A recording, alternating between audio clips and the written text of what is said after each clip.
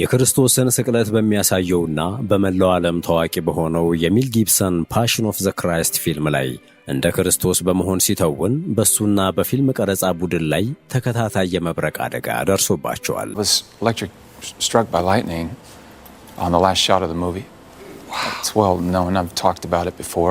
በደረሰበት የመብረቅ ምት ጸጉሩ እንኳ ተቃጥሏል። በዚሁ ፊልም ላይ በቀረጻ ወቅት በተጠቀመው ሜካፕ የማየት ችግር ገጥሞት እይታውን እስከ መቀነስ አድርሶታል። ይህም ብቻ አይደለም። ይህንኑ ፊልም ሲሰራ የሳምባ ምችና የሳምባ ኢንፌክሽን ገጥሞታል። በፊልሙ ላይ ግርፋት የሚታይበት ክፍል ቀረጻ በሚከናወንበት ወቅት የሮማውያን ወታደሮች ሆነው በተወኑ ሁለት ተዋናያኖች በድንገት የምር ግርፋት አርፎበት ቆስሎም ነበር።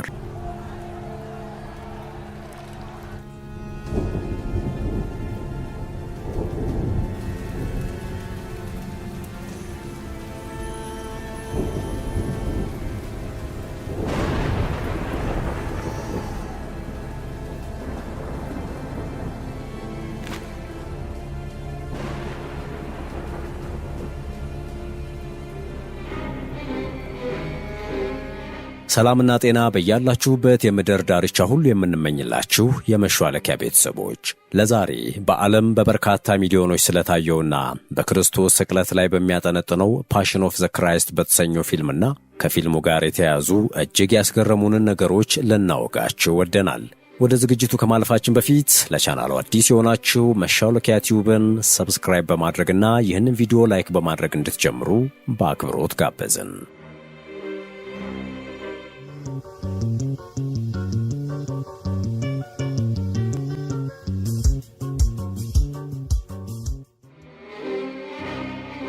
እስካሁን ድረስ በመጽሐፍ ቅዱስ ውስጥ ያሉትን አስደናቂ ታሪኮች ወደ ፊልም በመቀየሩ ረገድ አንድ ቁጥር መጥቀስ ብንችል በዓለም አቀፍ ደረጃ በትንሹ 2400 የሚሆኑ ፊልሞች መሰራታቸውን የሚናገር መረጃን የምናገኘው። ከዚህም በላይ ደግሞ ከ2006 እስከ 2015 ድረስ የመሰል ፊልሞች መበራከት አስገራሚ ነው።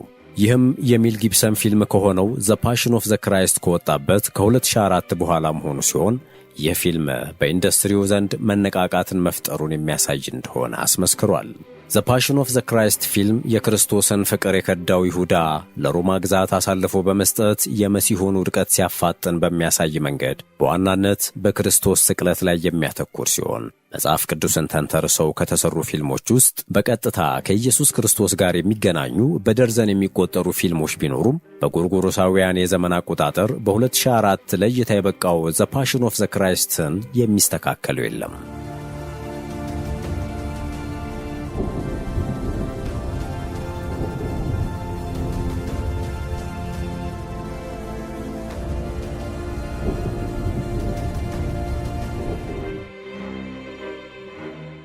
የዘ ፓሽን ኦፍ ዘ ክራይስት ፊልም አዘገጃጀትን በተመለከተ እጅግ በጣም ያልተለመደ ከመሆኑ የተነሳ ስፍር ቁጥር የሌላቸው መጣጥፎች፣ መጻሕፍትና የቴሌቪዥን ፕሮግራሞች ርዕሰ ጉዳይ ሆኖ ቆይቷል።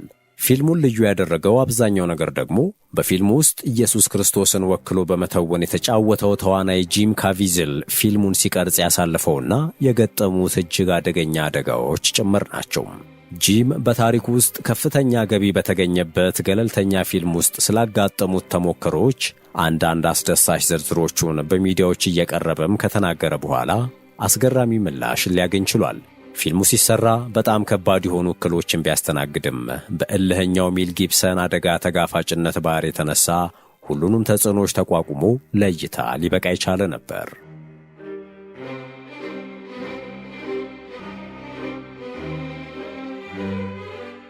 ፊልሙ ሲጀመር ከገጠሙት እክሎች ጥቂቱን እናንሳ ብንል አንዱ የቋንቋ እንቅፋት ነበር።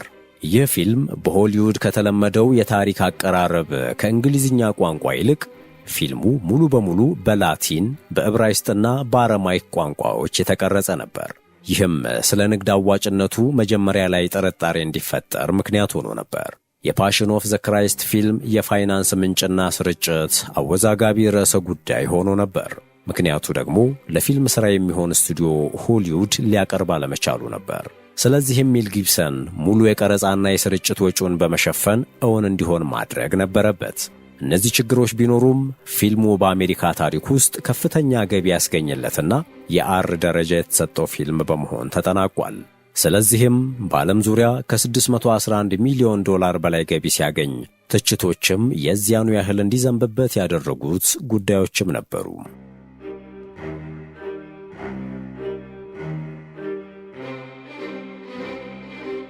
ይህ ፊልም ካገኘው ወደር የለሽ አድናቆት በተቃራኒ ብዙዎች ስለ ፊልሙ የሰሉ ትችቶችን ሊሰነዝሩ ከቻሉባቸው መካከል አንደኛው ግራፊክ ጥቃት የተሰኘው ነበር። የትችቱ መነሻ ደግሞ ፊልሙ እጅግ በጣም ያለ ምክንያትና ያለማቋረጥ ክርስቶስ ላይ ስለደረሰው ስቃይ የሚያሳየው ክፍል ከ100 ደቂቃዎች በላይ በመሆኑ ነበር። ከሃይማኖታዊ ታሪኮች ምሁራን ዘንድም ከባድ ወቀሳ የቀረበበት ነበር። ይኸውም ምሁራኑ እንዳረጋገጡት ከሆነ መጽሐፍ ቅዱሳዊ ያልሆኑ ነገሮች የተካተቱበት ከመሆን አልፎ በወንጌሎች ውስጥ ከቀረቡት የኢየሱስ ክርስቶስ ታሪኮች ከመነሳት ይልቅ ከ18ኛው ክፍለ ዘመን የእህት አን ካትሪን ኤምሪች ራእዮች ከተባለ ድርሳን የተወሰደ ነው የሚለው በብዙዎች ዘንድ ጥርጣሬ ሊያጭር ችሏል። ከነዚህ ቅሬታዎች በተጨማሪም ፊልሙ በመጽሐፍ ቅዱስ ውስጥ ያልተካተቱ ትዕይንቶችን ለምሳሌ የሰይጣንን መልክ የሌባ ዓይን የሚነቅል ቁራ ያካተተና በአጋንንት ላይ ከመጠን በላይ ትኩረት ያደረገ ነበር ሲሉም እነዚህ የሃይማኖታዊ ታሪኮች ተመራማሪዎች የትችት በትራቸውን አሳርፈውበታል።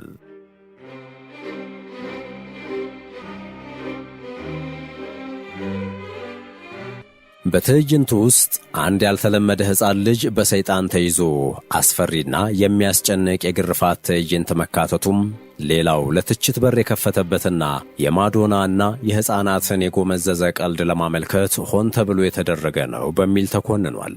እነዚህ ተመራማሪዎች ታሪካዊ ሰዎችን ሳይቀር አንስተው ፊልሙ ጴንጤናዊው ጲላጦስን የሚያሳየው ከቀጥተኛ የተረጋገጠ ታሪክ ይልቅ በአዘኔታ የተሞላ እንደሆነና ሊቀ ካህኑ ቀያፋን ደግሞ በታሪካዊ ማስረጃ ያልተደገፈ የሆሊውድ ተንኮለኛ እንዳደረገውም ተከራክረዋል። ሚል ጊብሰን ፊልሙን በአይከን ፕሮዳክሽንስ በኩል በግሉ ይህን ፊልም አዘጋጅቶ ለማቅረብ ለፕሮዳክሽን ከ45 ሚሊዮን ዶላር በላይ ገደማ ወጪ በማድረግ ነበረ ፊልሙን እውን ያደረገው። የፊልም መተወኛ ቦታዎችን ስንመለከትም ፊልሙ የተቀረጸው በጣሊያን በዋናነት በሮም በሚገኘው ሲኔሲታ ስቱዲዮና በማቴራ ከተማ ሲሆን ቦታውም ተጨባጭና ጥንታዊ መልክ እንዲኖረው ተደርጓል። ሚል ጊብሰን የፓሽን ኦፍ ዘ ክራይስት ዳይሬክተርና ፕሮዲውሰር በመሆን ከመሳተፍ በላይ ሙሉን ገንዘብም ሸፍኗል። መጀመሪያ ላይ ክርስቶስን ሆኖ እንዲተውንለት ከፈለገው ከጂም ካቪዘል ጋር ለመነጋገር ቀጠሮ ሲይዝ ለጂም የነገረው አንድ የውሃ ላይ ስፖርት አፍቃሪን ሆኖ እንዲተውን እንደሚፈልግ ነበረ። ሁለቱ በተገናኙ ጊዜ ግን ስለ ክርስቶስ የመጨረሻ ሰዓታት የሚገልጸውን ፊልም ሐሳብ አቅርቦለት ጂምም ግብዣውን ከተቀበለ በኋላ ጊብሰን ሐሳቡን ለመቀየር እንደሞከረም ተናግሮ ነበር። በ2018 ዓመተ ምህረት ሲክ በተባለ ኮንፈረንስ ላይ ጊብሰን ይህን ፊልም ከሰራ በኋላ ሊገጥመው ስለሚችለው አደጋ አንስቶ ስለመወያየታቸውም ጂም እንዲህ ብሎ ነበረ።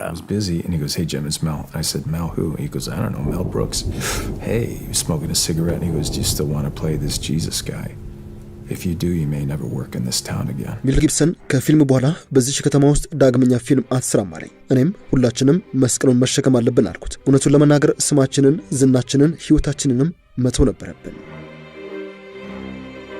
ውድ የመሿለኪያ ቤተሰቦች ይህን ዘገባ እዚህ ድረስ ከተከታተላችሁት ቻናሉ የበለጠ እንዲያድግ አንድ ጊዜ ሰብስክራይብ እንድታደርጉ አስታውሰን ተረካችንን እንቀጥል። ጂም ካዚቭል በፊልሙ ውስጥ የኢየሱስን የመሰለ አካላዊ መልክና ቁመና እንዲመስል ከ2000 ዓመታት በፊት በፓለስቲና ሰዎች ይኖራቸዋል ተብሎ ከሚገመተው ቁመናና መልክ ጋር አቀራርቦ ለመተወን የገጽታ መለወጫ ሜካፖችን ሲጠቀም ቀላል ያልሆነ ሂደት ማሳለፉ ፈተና እንደነበረበት አልደበቀም። ስለዚህም ብዙውን ጊዜ ጂም ለሰዓታት የሜካፕ ቀለሞችን በተሳካ ሁኔታ ለማምጣት ከጠዋቱ 2 ሰዓት በፊት መዘጋጀት ነበረበት። ምክንያቱም የጊብሰን ውስጣዊ ፍላጎት የነበረውን በወቅቱ በፓለስቲና አካባቢ የተወለደውን ኢየሱስን በተቻለ መጠን ተጨባጭ ማድረግን ያካትት የነበረ በመሆኑ ነበር። በመሆኑም የሜካፕ አርቲስቶች ከፍተኛ ጥረት አድርገው የጂምን የአፍንጫ ቅርጹንና የፀጉር መስመሩን እንኳ ሳይቀር ተጠብበውበታል። በፊልሙ ውስጥ በአብዛኛው አይኖቹ የተዘጉ እንዲመስሉ የሚያደርግ የሜካፕ ጥበብ ተጠቅመዋል። በዚህም የተነሳ እይታውን እስከ መቀነስ አድርሶታል። የማይግሬን ህመምንም ተቋቁሞ እንዲያልፍ ተገዷል። በዚህ ብቻ ሳያበቃ ጂም ብዙ አካላዊ ህመሞችን ተጋፍቷል። እስከ ዛሬ ከተሰሩት እጅግ በጣም በአካላዊ ጉዳት የተሞሉ ፊልሞች አንዱ እንደሆነ የሚታወቀውን ይህን ፊልም በሚቀርጽበት ጊዜ እውነተኛ ጉዳቶችንና ህመሞችን መቀነስ አልተቻለም። Sometimes I had to wear the makeup on at night. And so I never really slept properly. And the non-stop of headaches because I couldn't see out one of my eyes. And the thorns were in so tight on your head that you had a migraine headache all the time. በፊልሙ ውስጥ ኢየሱስ የደረሰበት አስፈሪ ነገር ትክክለኛነቱን ለማረጋገጥ ጂም በጣም አደገኛ በሆኑ ቦታዎችና ሁኔታዎች ውስጥ ለማለፍ ተገዷል። በፊልሙ ላይ ጥቅም ላይ በዋለው ሰንሰለት የተነሳ ጭረቶችና ቁስሎች ደርሰውበታል። ትከሻውም ላይ ተጎድቷል። ሌላኛው አስገራሚና በአደጋ የታጀበው ክስተት ደግሞ ጂምና ረዳት ዳይሬክተር የነበረው ጃን ሚሼሊኒ በጥቂት ደቂቃዎች ልዩነት በመብረቅ መመታታቸው ነበር። እንደውም ረዳት ዳይሬክተሩ ጃን በፕሮጀክቱ ወቅት ለሁለተኛ ጊዜ ነበረ በመብረቅ የተመታው። በአንድ ጥናት መሠረት በየዓመቱ ወደ 240 ሺህ የሚጠጉ ሰዎች በመብረቅ ይመታሉ። ይህ ብዙ ሊመስል ይችላል፣ ግን በስታቲስቲክስ አሁንም በጣም አልፎ አልፎ ነው የሚከሰተው። ሆኖም በ2003 በፓሽን ኦፍ ዘ ክራይስት ፊልም ላይ መብረቅ ከ3 እጥፍ ባላነሰ ጊዜ ነበር የተከሰተው።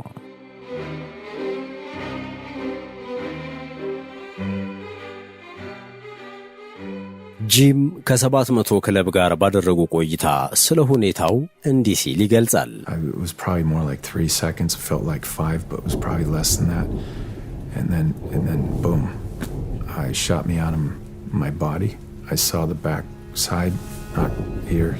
በወቅቱ ከነበረው የአየር ጸባይ ሁኔታ አንጻር አደጋው ከመከሰቱ 4 ሰከንዶች በፊት በመብረቅ እንደምመታ ውስጥ ያውቆ ነበር።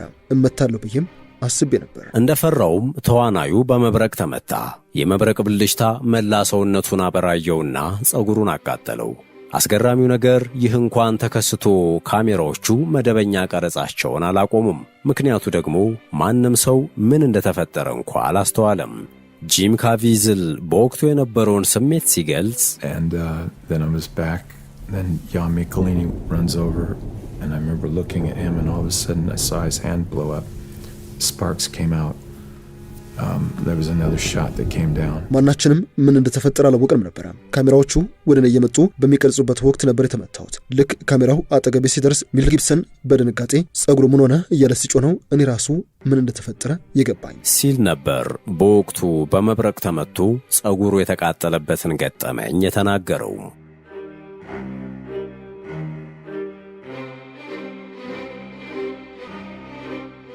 የጂም ጦስ በዚህ ብቻ አልቆመም። በፊልሙ የመጨረሻ ክፍል አካባቢ ደግሞ በጣም ቅዝቃዜ በሆነ የአየር ንብረትና ኃይለኛ ነፋስ ባለበት ሁኔታ በመስቀል ላይ ተሰቅሎ የነበረበትን ቀረጻ ሲያደርግ ለሳምባ ምችና የሳምባ ኢንፌክሽን ተጋልጦ ነበር።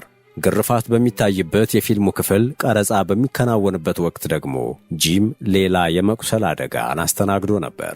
ይህ የተከሰተው የሮማውያን ወታደሮች ሆነው በተወኑ 2 ተዋናዮች 2 ጊዜ ከባድና የምር ግርፋት አርፎበት የነበረ ሲሆን በአንደኛው የግርፋት ትዕይንት ላይ በተለይ ከባድና 14 ኢንች ቁስል አስከትሎበታል።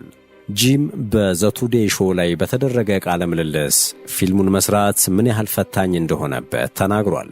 በወቅቱ ስቃዩን መቋቋም ወይንም ፊልሙን ለማጠናቀቅ የሚያስፈልገውን አካላዊና ስሜታዊ ጽናት መጠበቅ እንደሚችል እርግጠኛ እንዳልነበረ መስክሯል። በእነዚህ ሁሉ ሂደቶች ውስጥ ያለፈው ጂም የፊልም ሥራው ሂደት ግን ቀድሞ ከነበረበት ሕይወት ወደ እግዚአብሔርና ወደ እምነቱ እንዲቀርብ እንዳደረገው ተናግሯል።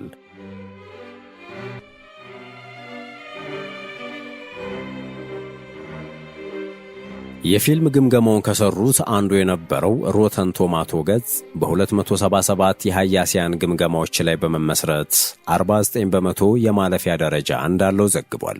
የድኅረ ገጹ ወሳኝ መደምደሚያ እንዲህ ይላል። የዳይሬክተር ሚል ጊብሰን ቅንዓት የማይካድ ነው። ነገር ግን ዘ ፓሽን ኦፍ ዘ ክራይስት ብዙ ተመልካቾችን በመንፈሳዊነት ከማነቃቃት ይልቅ በስሜታዊነት እንዲዳከሙ ያደርጋል። በሜታ ክሪቲክ ላይ በቀረበው ግምገማ ደግሞ ፊልሙ ከ100 ተመልካቾች 47ቱን በአማካኝ በወዳጅ ተመልካችነት ይይዛል። በሲኒማ ስኮር የተጠየቁ ታዳሚዎች ለፊልሙ ብርቅዬ የሆነውን የኤፕላስ ደረጃን ሰጥተውታል። የኒውዮርክ ዴይሊ ኒውስ ዘጋቢ የሆነው ጃሚ በርናርድ ከሁለተኛው የዓለም ጦርነት የጀርመን ፕሮፓጋንዳ ፊልሞች ወዲህ የተሰራ እጅግ ጸረ ሴማዊ ፊልም በማድረግ ገልጾታል። በዳላስ ኦብዘርቨር ላይም ሮበርት ዊልንስኪ ፊልሙን አማኝ ያልሆኑትን ለማስደመም፣ ለማነሳሳት በጣም ቀናተኛና ብዙውን ጊዜ በቁም ነገር ለመውሰድ በጣም ሞኝነት እንደሆነ ከዴቪድ ሊንች ፊልም የሚያመልጡ የሚመስሉ አጋንንታዊ ቅዠቶችን እንደያዙ አድርጎ አስቀምጦታል።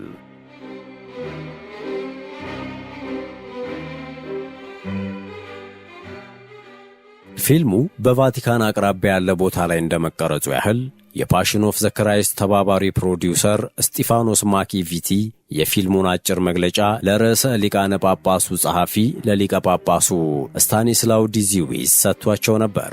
ርዕሰ ሊቃነ ጳጳሳት ጆን ፖል ዳግማዊ ፊልሙን በዚያ ምሽት ከሊቀ ጳጳስ ዲዚዊስ ጋር በግል አፓርታማቸው ውስጥ ከተመለከቱት በኋላም ከጣሊያናዊውና ከፊልሙ ረዳት ዳይሬክተር ጃን ሚሼሊኒ ጋር ተገናኝተው ነበር። የሊቀ ጳጳሱን ምላሽ በተመለከተ የዎል ስትሪት ጆርናል አምደኛ ፔጊ ኑናን ጆን ፖል ዳግማዊ እንደሆነው ነው ሲሉ ማኪቪቲን ጠቅሶ ዘግቦ የነበረ ቢሆንም ለምን እንደሆነ በማይታወቅ ሁኔታ ከጊዜያት በኋላ የቫቲካን ሰዎች ጳጳሱ ይህን ስለማለታቸው አልተረጋገጠም በማለት ክደው ተከራክረዋል።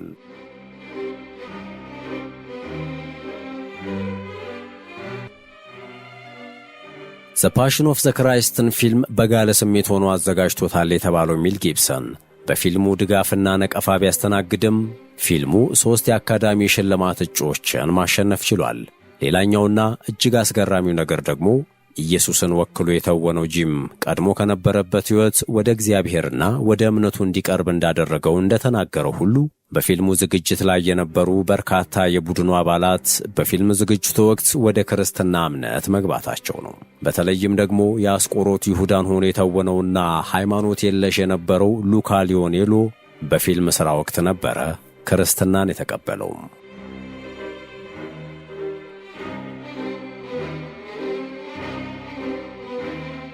ውድ የቻናላችን ቤተሰቦች ለዛሬ በዓለም ላይ በሚሊዮኖች ዘንድ የታየውን ከዘ ፓሽን ኦፍ ዘ ክራይስት ፊልም ያስገረሙንን እውነታዎች ያጋራናችሁ የተከታተላችሁትን ይመስል ነበር።